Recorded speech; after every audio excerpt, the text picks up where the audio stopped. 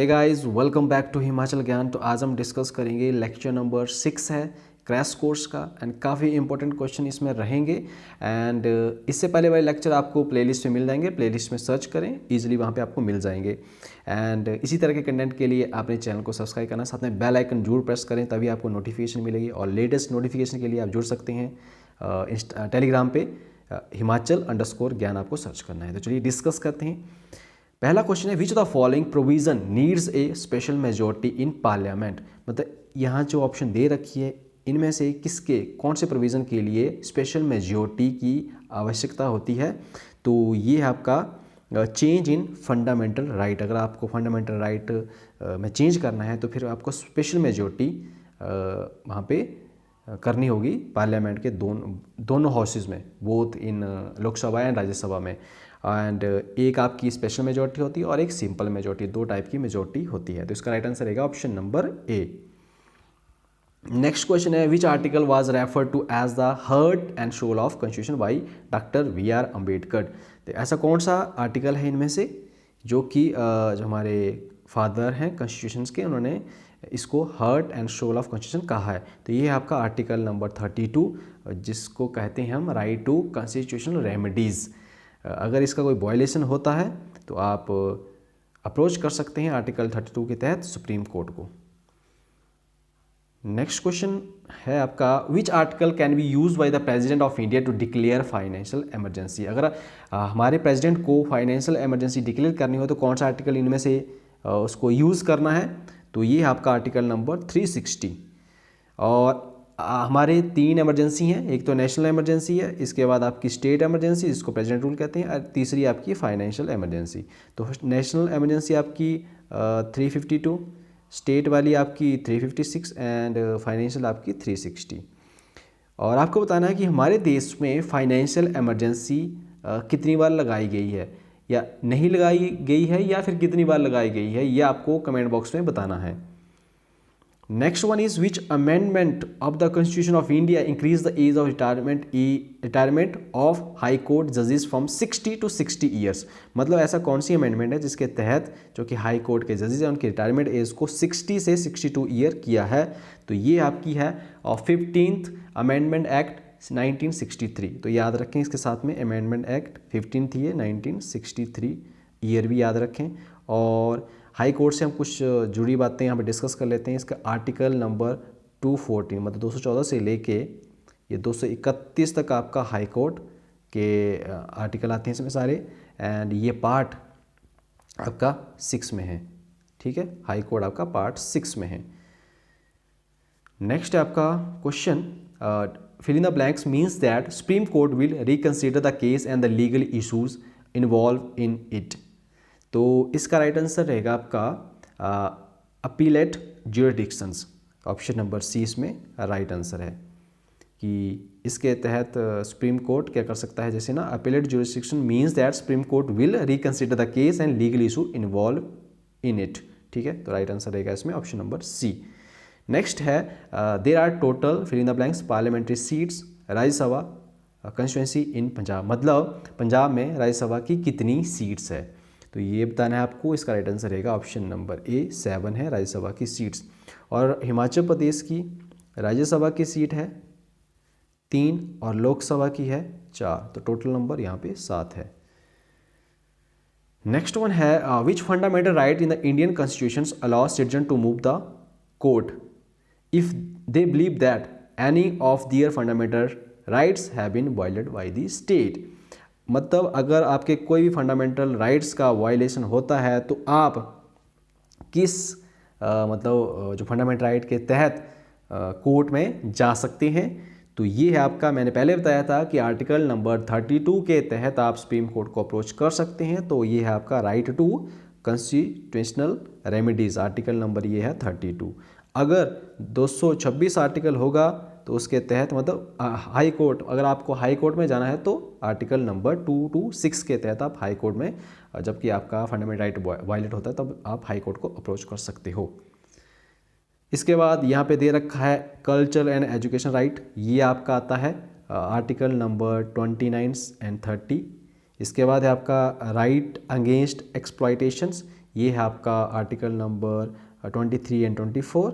And इसके बाद आपका right to freedom of religion, ये आपका आता है आर्टिकल 25 से लेके 28 तक। ये आपको आर्टिकल याद होने चाहिए।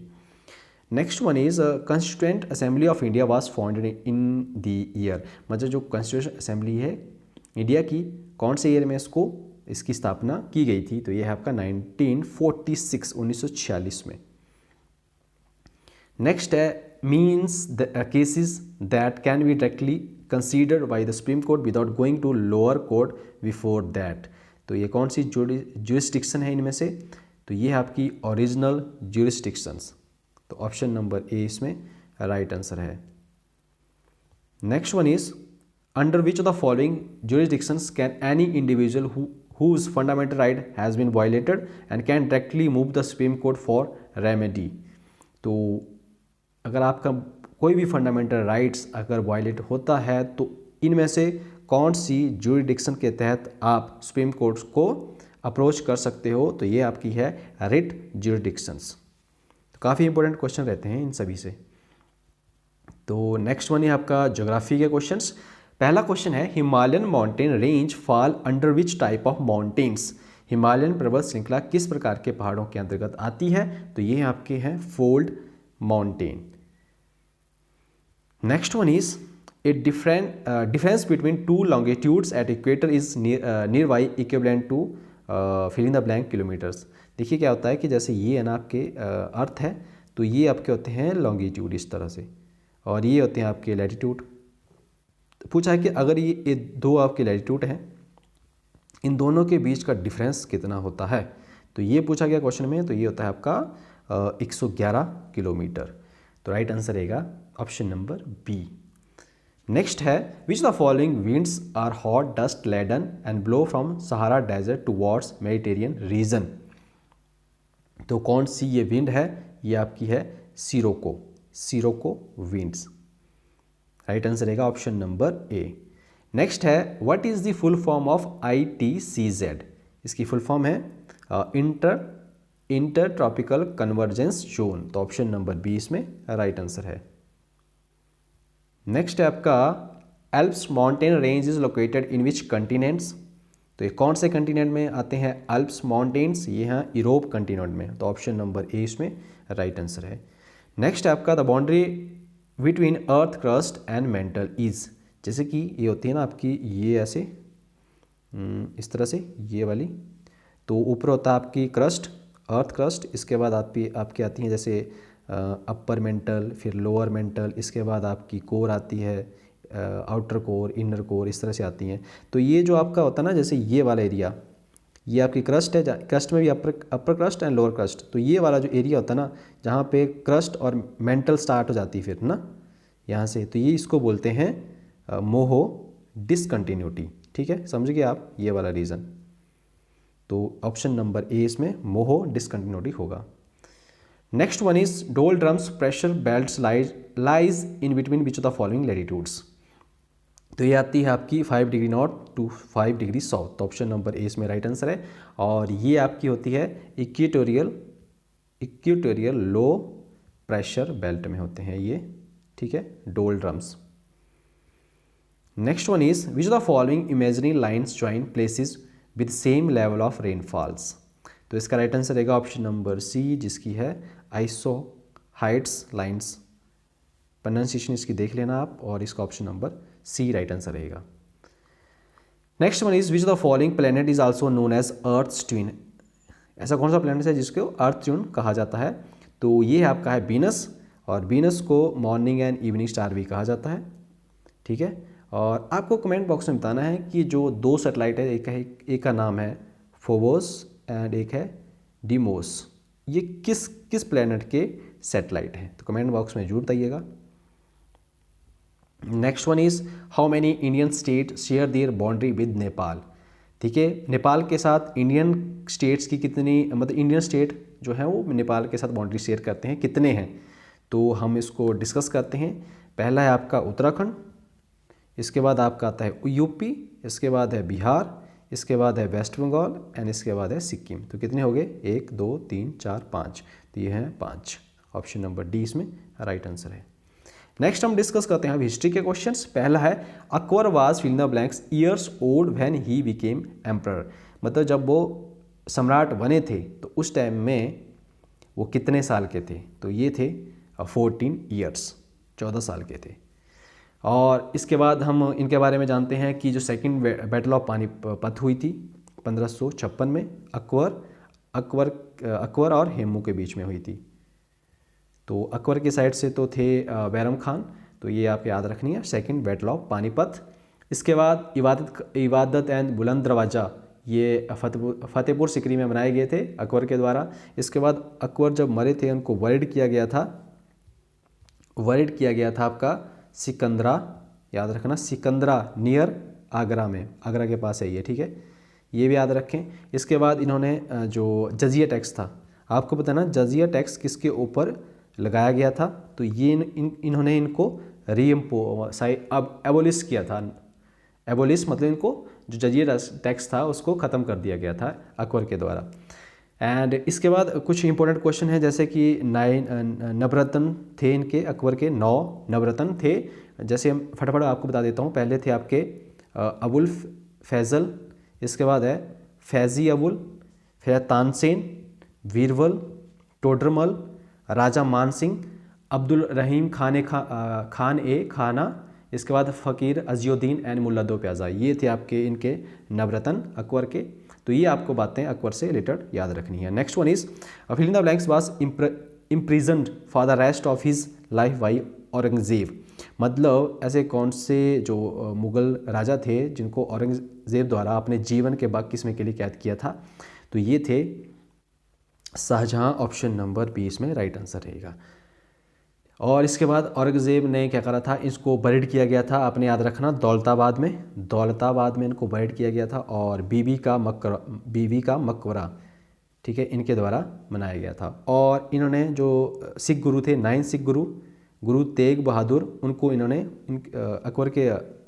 औरंगज़ेब के द्वारा इनको मारा गया था, एग्जीक्यूट किया गया था, ये भी आपने याद रखना है।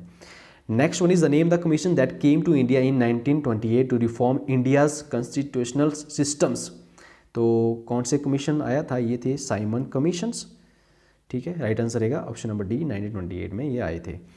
इसके बाद अगला क्वेश्चन है name the British general who was responsible for the Jallianwala Bagh massacre, ये कब हुआ था, 13 अप्रैल 1919 में। अब कौन रिस्पॉन्सिबल थे ब्रिटिश जनरल, ये थे जनरल डायर, ठीक है। Next one is fill in the blank succeeded to the throne of Fergana in 1494 when he was only 12 years old, तो 1494 में फरगना के सियासन के लिए सफल हुआ जब वे केवल 12 वर्ष का था। तो कौन थे वो थे आपके, ये थे बाबर, तो ऑप्शन नंबर डी इसमें राइट आंसर है। तो बाबर के टाइम में 1526 में first battle of Panipat Babur और इब्राहिम लोदी के बीच में हुई थी, जिसमें बाबर की जीत हुई थी। इसके बाद बाबर को बरीड किया गया था, मतलब उनको दफनाया गया था आरम बाग, जो कि है आपका आगरा में, ये भी याद रखना। और इसके बाद आरम बाग, इसको बाद में इसको ले गए थे काबुल में, जो कि आरम बाग काबुल में, वहाँ पे उनको बरीड कर दिया गया था। एंड ये बातें आपने ध्यान में रखनी है इनसे रिलेटेड। नेक्स्ट वन इज आपका in 1918 Mahatma Gandhi went to fill the blanks to organise a satyagraha movement amongst cotton mill workers, ठीक है, तो ये कहाँ पे हुई थी, ये थे आप ये अहमदाबाद में, तो अहमदाबाद में ये मिल स्ट्राइक हुई थी 1918 में, 1918 में, और ये इसको कहा जाता था फर्स्ट हंगर स्ट्राइक। तो first hunger strike Ahmedabad mill strike को कहा जाता है। नेक्स्ट वन है Murshid Quli Khan, Alivardi Khan and Sirajuddaula were all nawabs of, ये कहाँ के नवाब से, ये थे बंगाल के नवाब, ऑप्शन नंबर डी इसमें राइट आंसर है।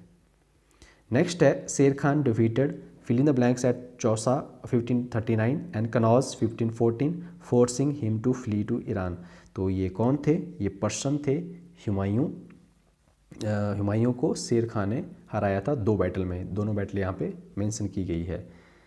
इसके बाद हुमायूं का कार्यकाल आपको याद होगा 1530 से लेकर 40 तक, और इसके बीच में शेरशाह आए थे, और लास्ट के 1555 से लेकर 56 से 1 साल के लास्ट के ईयर ने इनको फिर ये वापस आ गए थे। तो ये बातें आपने ध्यान में रखनी है। नेक्स्ट वन इज़ गोल गुम्बज इज़ लोकेटेड इन, तो कौन सी स्टेट में है गोल गुम्बज, तो ये है केरला स्टेट में, तो option number D right answer है। नेक्स्ट है नूर जहाँ was the wife of which Mughal emperor, तो नूर जहाँ किस मुगल सम्राट की पत्नी थी, तो ये थी जहांगीर की, और जहांगीर का सलीम भी कहा जाता है, ठीक है, सलीम। तो आपको कैसे याद रखना है, मैंने पहले बताया, भाजसा बाबर, हुमायूं, अकबर, जहांगीर, शाहजहाँ, औरंगज़ेब, तो इस तरह से आपने याद रखना है इन सारे मुग़ल एम्परर को। तो गाइज़ ये थे आज के इंपॉर्टेंट क्वेश्चंस, कैसे लगे कमेंट बॉक्स में जरूर बताइएगा। मिलते हैं नेक्स्ट में, तब तक के लिए बाय बाय, टेक केयर।